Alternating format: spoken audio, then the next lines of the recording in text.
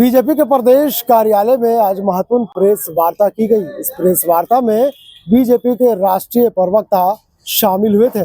ऐसे में कह सकते हैं कि बिहार में जिस तरह से एनडीए ने परचम जीत हासिल किया है, उससे कहीं न कहीं बीजेपी के तमाम नेताओं के चेहरे पर खुशियां देखी जा रही है। उन्होंने कहा कि बिहार की जनता ने बीजेपी और एनडीए पर जिस तरह से भरोसा किया है, उन्हें उम्मीद है कि आने वाले दिनों में देश के तमाम राज्यों में बीजेपी की सरकार बनाएगी। तो क्या कुछ कहते हुए नजर आ रहे इस महत्वपूर्ण प्रेस वार्ता में बीजेपी के राष्ट्रीय प्रवक्ता, चलिए हम आपको सुनाते हैं। बिहार में एनडीए की प्रचंड जीत हुई है और यह प्रधानमंत्री मोदी जी के नेतृत्व में और प्रदेश में नीतीश जी के नेतृत्व में बिहार की जनता ने बड़ा समर्थन दिया और जो महागठबंधन था उसको सबसे करारी हार। यह दर्शाता है कि सुशासन जनता का मोहर लगता है। अब विकास के एजेंडे पे ही चुनाव लड़ा जा रहा है और जनता विकास ही चाहती है और कानून व्यवस्था एक टॉप प्रायोरिटी पे होता है। कोई भी प्रदेश में जनता जंगल राज नहीं चाहती। यह बिहार के चुनाव से स्पष्ट। हम विकास के एजेंडा पे गए, जो बिहार में विकास किया है, आगे विकास का क्या करेंगे, इस प्रकार से रोड पर जनता ने उसको और आरजेडी के समय जो 1990 से लेकर के 2005 कानून व्यवस्था की अपराधी सड़क पर घूमते थे और उनके पास कोई विकास का एजेंडा भी नहीं था, तो जनता ने नकारा।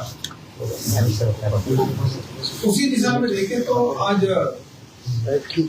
हम लोग आत्मनिर्भर भारत के दिशा में,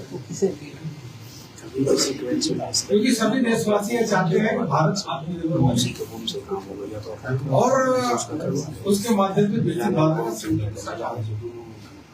प्रधानमंत्री मोदी जी ने सभी देशवासियों से आह्वान किया कि स्वदेशी को अपनाएं और यह जन आंदोलन बनना चाहिए। प्रत्येक दिशा में भारत आगे बढ़ रहा है और डिफेंस का एक्सपोर्ट गुना हो चुका है। ब्रह्मोस मिसाइल, आकाश मिसाइल से लेकर के हेलीकॉप्टर भारत में बन रहे हैं और भारत में एक्सपोर्ट भी कर रहा है। मोबाइल के क्षेत्र में जहाँ पहले विदेशों से मोबाइल आता था, भारत में ही मोबाइल करना है, विदेशों में एक्सपोर्ट हो रहा है।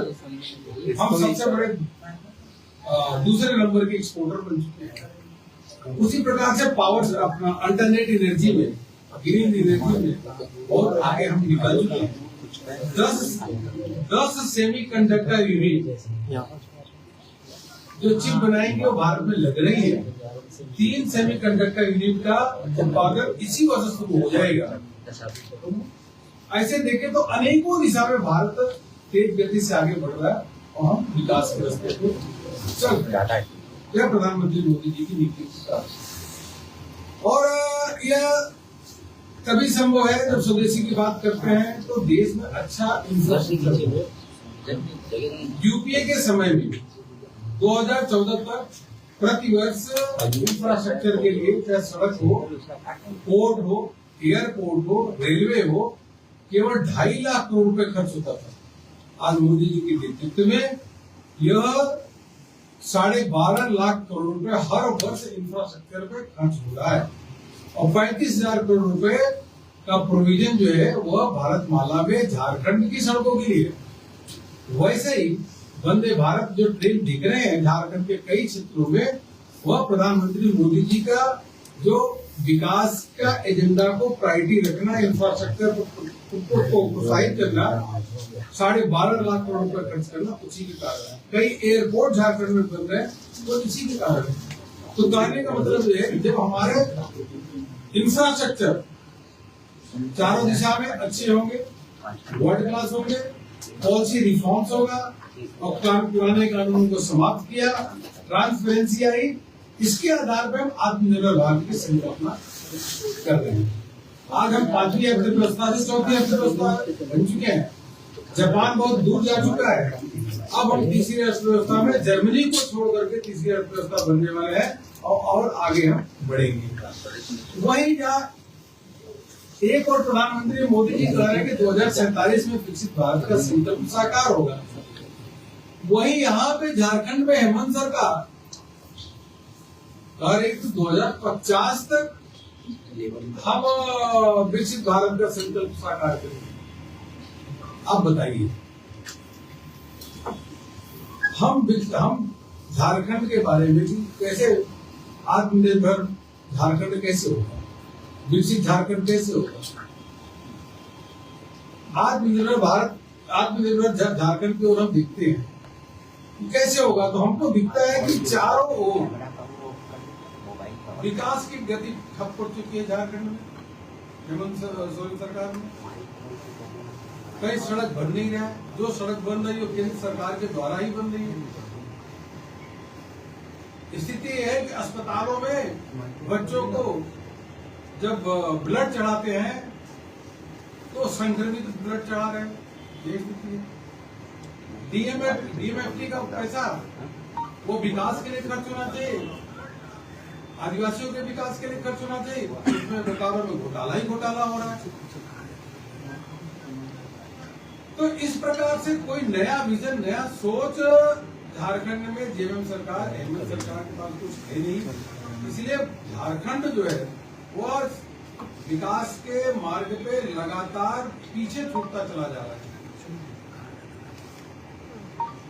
दूसरा, कुछ ठीक भी नहीं है मामला, परिवार सरकार में सब लोग एक साथ है भी नहीं। आपने देखा कि जब बिहार का चुनाव हुआ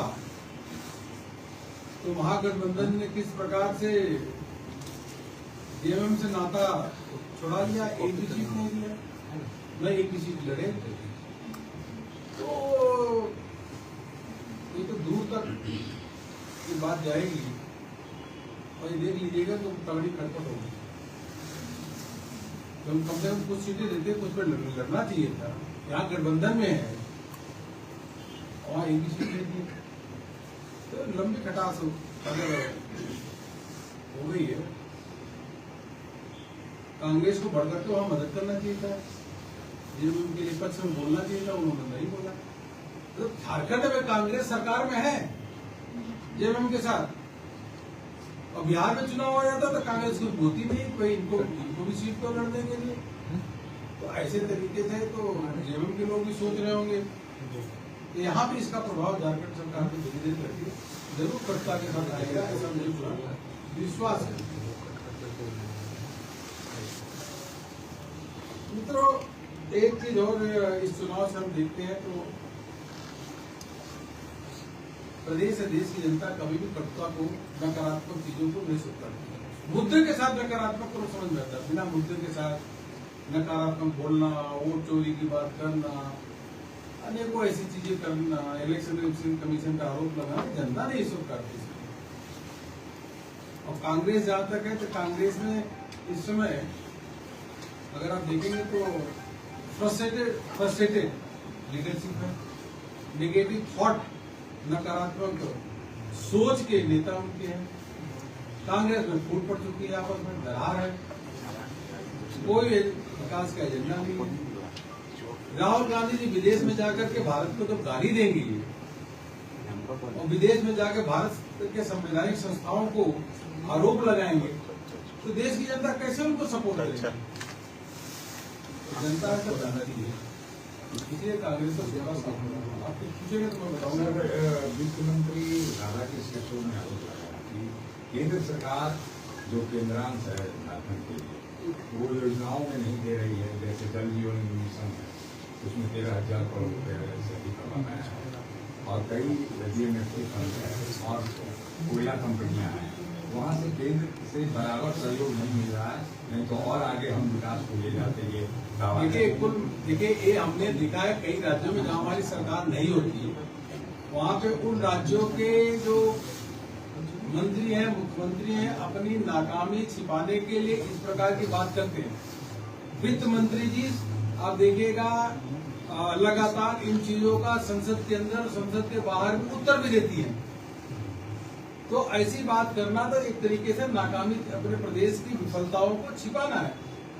आप डीएमएफटी में क्यों इतना बड़ा घोटाला कर रहे हैं? आप स्कूल जो टूटे हुए उसको क्यों नहीं बनवा रहे हैं?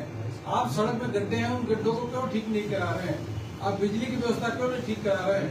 आप अस्पतालों में, सरकार इतने दिनों से अस्पतालों में दवाइयाँ क्यों नहीं मिल रही है?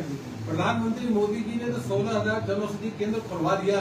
हेमंत सरकार बताया ना कितने अपने प्रदेश सरकार के माध्यम से दवाइयों की दुकान खुलाई जहाँ सस्ती मिलती है। जो भी विकास देख रहे होंगे वह केंद्र सरकार के द्वारा ही प्रदेश में विकास दिख रहा है और प्रदेश में विकास दिख रहा है। प्रदेश सरकार से कोई विकास नहीं है। सर आपके साथ